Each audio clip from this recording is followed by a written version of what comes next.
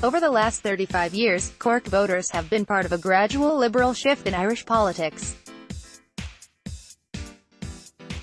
David Linnane looks at how societal changes have impacted voting behaviour in the city and county. On Friday, voters will be asked if they want to repeal the Eighth Amendment, one of the last major standing stones of conservative Ireland.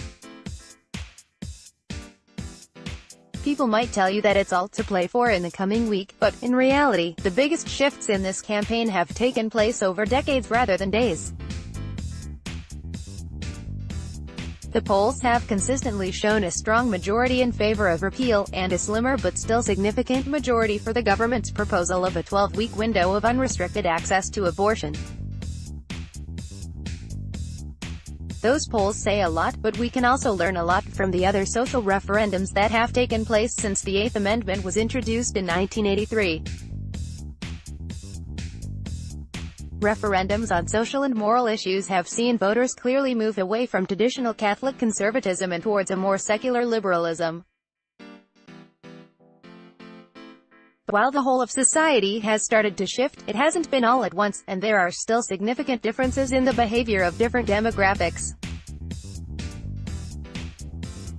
By looking back at various different referendums, we can see that urban areas have always been more liberal than rural areas, even as the whole of Ireland becomes more liberal.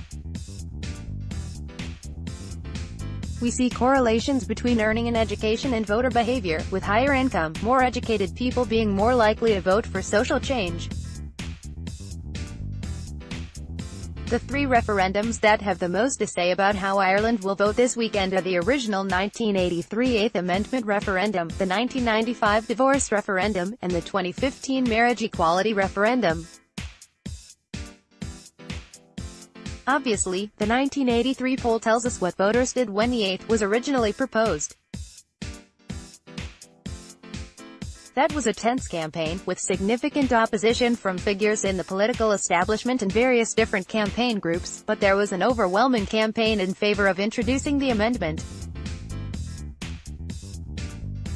This was a time when the Church wielded far more influence over Irish voters, and we were still an incredibly conservative country, and the vast majority of the political establishment favoured the amendment. Voters clearly favoured it too, which reflects the Ireland of the time. This was an Ireland where contraception was barely legal, so allowing abortion was out of the question for most voters, with people voting 2-1 in favour of inserting the amendment.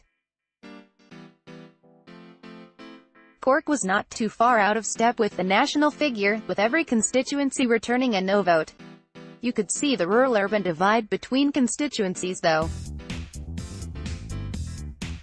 Cork North Central voted in line with the national poll, but Cork South Central was significantly below it, with a slim majority in favour. The more rural constituencies were far more conservative, with Cork North West returning one of the highest yes votes in the country, one of 9 where it was over 80% in favour of the Eighth.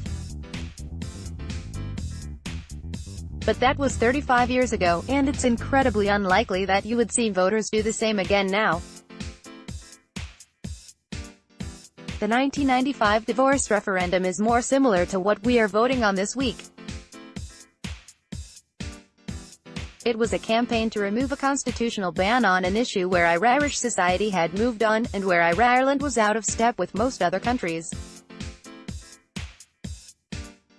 Like abortion, the issue had also been brewing for years, with serious campaigns to introduce divorce going back to the 1980s and the previous divorce referendum in 1986.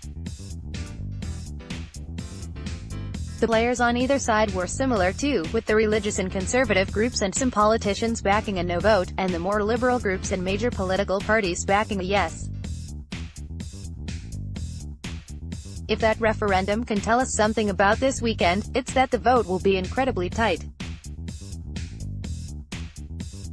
That referendum passed by less than 0.5%, just under 10,000 votes nationally.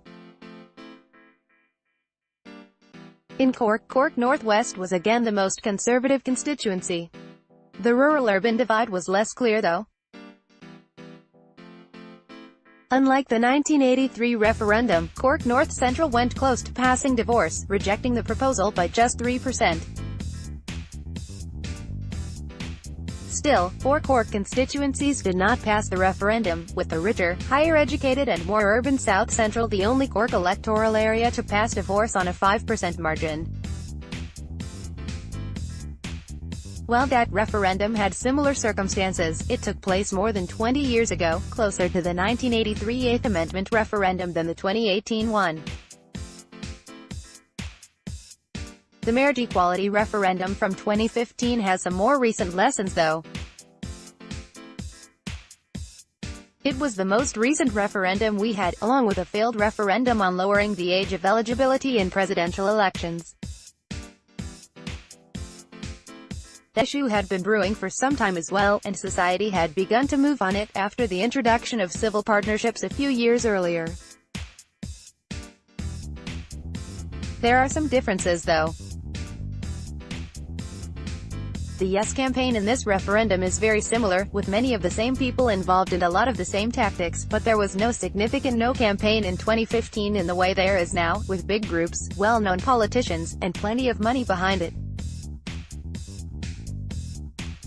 It is also incredibly unlikely that this will be a landslide in the same way as marriage equality was. Just one constituency, Roscommon and South Leitrim, voted against it. But you do see the same patterns as before in how enthusiastic Cork constituencies were. Cork South Central had the highest yes vote again, followed by Cork North Central and Cork East, which has significantly urbanized in recent decades due to the growth of Cork's commuter belt. Cork Northwest was not the most conservative here either, with Cork Southwest having a slightly higher no vote but still both passed the proposal. That could be down to the Cork Northwest's urban vote in the Ballincollig area, where Cork Southwest is now the only constituency that doesn't contain any part of the city or a significant commuter belt area. Based on Cork's voter behaviour in the past and the current polls, a result similar to the 1995 divorce referendum would not be surprising in Cork. According to the most recent Irish Times poll, likely voters are 58% in favour of yes and 42% in favour of no. There is a clear difference in rural and urban voters, a 62 to 38 yes-no split for urban areas and a 52 to 48 yes-no split for rural voters. The reason for the rural-urban divide is fairly clear from that poll too. Young people and higher earners are leaning heavily yes, while older people, lower-income people, and farmers are all leaning no. There are far more young people and higher earners in cities, and far more older people, lower-income people, and farmers in the country. Looking at that poll and taking things along the lines of previous referendums, Cork Northwest and Cork Southwest might slip into the no side. Cork East would hover closer to the 50-50 mark, leaning yes, while the referendum would be safely carried in Cork North Central and Cork South Central.